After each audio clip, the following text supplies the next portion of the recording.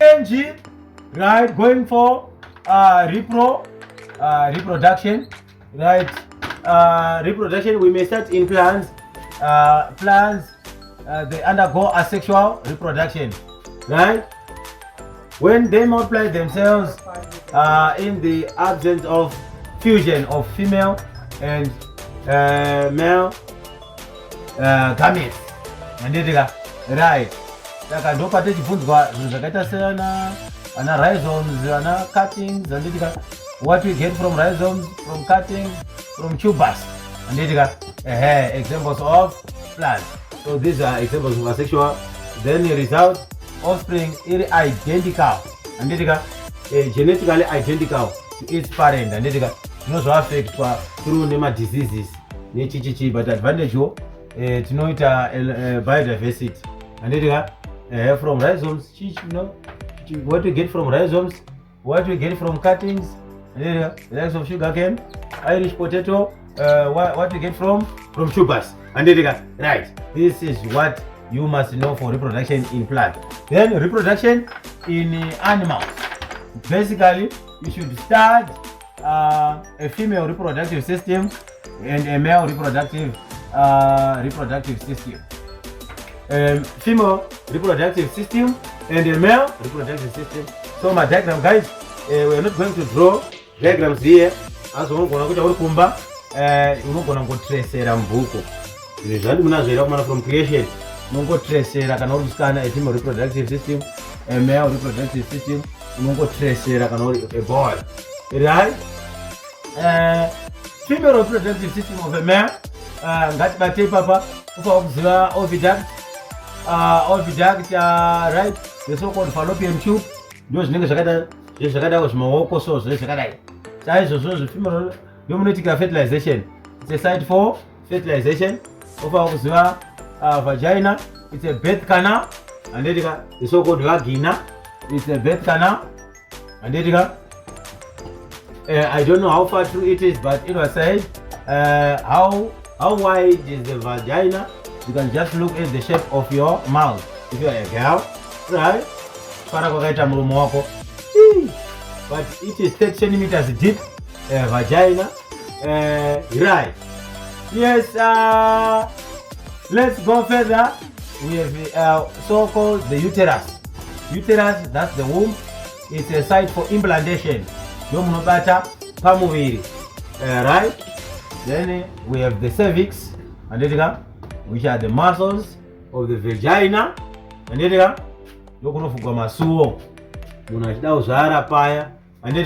Right? So, kuwasikana, usually tinenge tetatorova zvinhu zvenyaya kubvunzwa. Zviri very, very important pazimseki. Then for a male, tinobata penis. Penis, and the area is responsible for copulation. Then in adaptation area, can I stand? A penis is not a wardrobe. Yatinoranisa shamba zvimutsira mukati. It erect first. Kana ipinda mubamai. Right? Zvamira zvakaita copulation, it releases sperm, and during ejaculation. Then we have scrotum, and a sac that holds testes. And scrotum regulator temperature changes, temperature interval. And so tinamakuseni anoita sei anenge ari mukati maskati oita sei akarembera chikotura chembudziwe. Anditika ndaitapedza apo. Saka ndozvoitwa nescrotum because sperms, they are sensitive to temperature, right? So we have the testes themselves. Functions of testes is to produce sperm, and a hormone called testosterone, right? We have what you call epididymis. What's the function for epididymis? Store sperm. Sometimes immature sperm. We have the sperm duct, the so-called the vas deferens. Yo tsinga inotenewa somewhere here. The vas deferens, the sperm duct, it is sterilized. Mukadzi pa sterilization yedu anoitwa inonzi tubal ligation. Tubal ligation, right? Matube zake right, ndo similar to ikoko. Then murume ane atoti seminal vesicle. Seminal vesicle inoproduce semen. Semen is a fluid that protects the sperm, right? Then channel of sperm until they reach the ovule, we just say 7 up. That's the channel according to Science Messiah. Say general scrotum, and which contains testes that produce sperm, right? Then the sperm, they go through the ejaculatory duct until they reach the vas deferens, the sperm duct, and right? The ejaculated sperm ofamba N is for nothing. Then opina mu urethra inokera urine and the semen, right?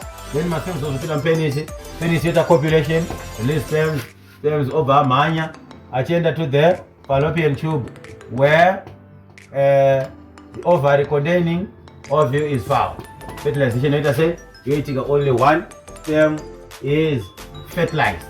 So this is also what is important ipapa.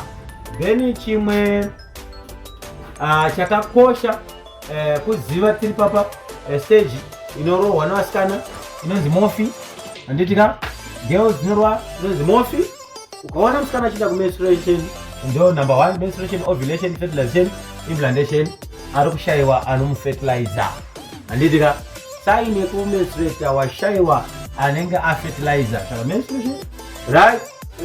Pamwedzi wega inenge ichitoitika menstruation. Anditika so briefly to describe menstruation zvoichitika from day 1 to day 5. Panoitika menstruation occurs, right? Then from day 6 to day 13 panoitika repair plus follicle phase. Follicle phase, in short, we are just describing in short. Then day 14 anditika ovulation. Anditika ovulation occurs. Proti munhu akamenstruata musi wa1 achipedza musi wa5 we add 14 days kuti tione kuti ovulation yakaitika rini. Then from day 15 to day 28 chinoitika is called luteal phase. It is called a luteal phase. Anditika ipapo tikutaura kuti progesterone, musikana zviya ane mahormones maviri, ainawo progesterone neoestrogen. Saka progesterone ipapo inoreleaswa. Anditika it is released if fertilization occurs. Progesterone it stays high. Kana fertilization yakaitika progesterone it stays high. Saka unofanira kuziva futi. Then oestrogen inoreleaswa papi apa murange mu day 6 to day 13 ndio munoreleaswa oestrogen. Saka unofanira kuziva kuti oestrogen inoreleaswa mune maovary. Anditika maovary ndio anoreleasa oestrogen, right? Let me explain further zvinhu zvaunofanira kuziva chete to my hint about progesterone and oestrogen. So oestrogen, anditika it build up, anditika the uterus lining. It build up the uterus lining. It triggers and repair thickening. Anditika triggers, anditika and repair thickening of the uterus lining. It build up the uterus lining. Plus also gadzira atotichi ma female sexual secondary characteristics, mazamu, my hips, and so forth. Anditika then progesterone manje. Progesterone zvainoita manje it maintains, anditika further thickening. It maintains further thickening. Ndozoitwa ne progesterone izvozvo. It supports pregnancy. Anditika it supports what? Supports pregnancy. Anditika progesterone it can lead to the breakdown of for the uterus. Anditika then tiri papa tofa ungozongoziva placenta. Anditika function ye placenta exchange for placenta between the placenta for exchange for excess of substance handitika zvakanaka zvodiwa nemwana zvichipinda zvisingadiwi nemwana zvichibuda handitika saka we know the substances which are good ku life yemwana, substances which are not good ku life yemwana, ndo zvichiitwa neplacenta izvozvo handitika. Then for hormonal production handitika placenta inozvita futi izvozvo for protection. Then mwana anenge ari muamniotic sac chinoreduce friction handitika plus chiprotector the fetus, right?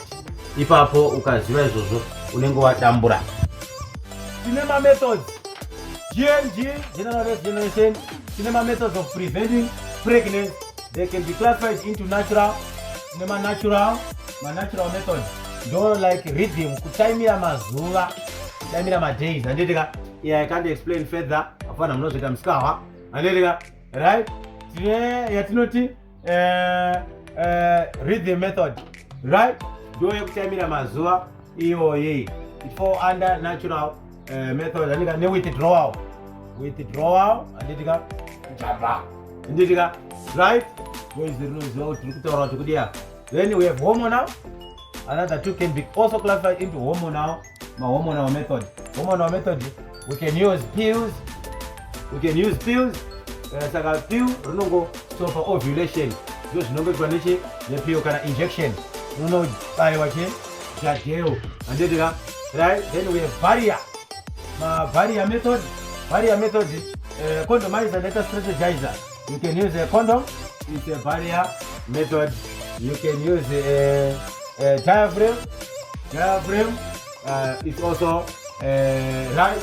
Also, we can then just wait you insert IUD zvinoitwa muuterus handitika. Mukadzi futi anogona kuitwa inonzi tubal ligation handitika. Tubal ligation ndo zvimwe zvinogona kuitwa mukadzi izvozvo. Then diseases, sexual diseases anowanzobata area yawakatadza nayo. Saka tine syphilis, it's a bacterial disease inobata areas api awakatadza nawo. Eyes, maziso aiona bhebhi wawo handitika. Brain dzaifunga bhebhi roro handitika. Then heart, mawaiti ndakusa moyo mangu, right? Syphilis tatopedza nayo, it's a bacteria inorapika, we can use antibiotics. Then gonorrhea rakazobakwa negonorrhea gonorrhea, right? Rakukorofana area. Saka gonorrhea iyoyi inogona kulead to damage of the sperm duct handitika. Saka unenge wakugadzwa wakuita painful ejaculation handitika, right? Vana gonorrhea ndo zvavanenge vachita ivava. Vana chancroid handitika, notaura blisters, zvimaronda short anus nechifirei handitika. Kumagenitals vana anus nachivava handitika, right? Ndo sexual transmitted disease. Vana genital herpes hairapiki handitika. HIV haita sei hairapiki because virus disease. So HIV inozongono affecta the immunity system, ndo zvainoita. Tuma white blood cells twese netuma phagocytes, lymphocytes tinomboita type 4 nejudo 4 tosvika tichipiwa hammering blow handitika. Apa nyika yenyu inenge isina mari yehealth sector handitika. Saka as a result unokava nyika inonzi why me unofa.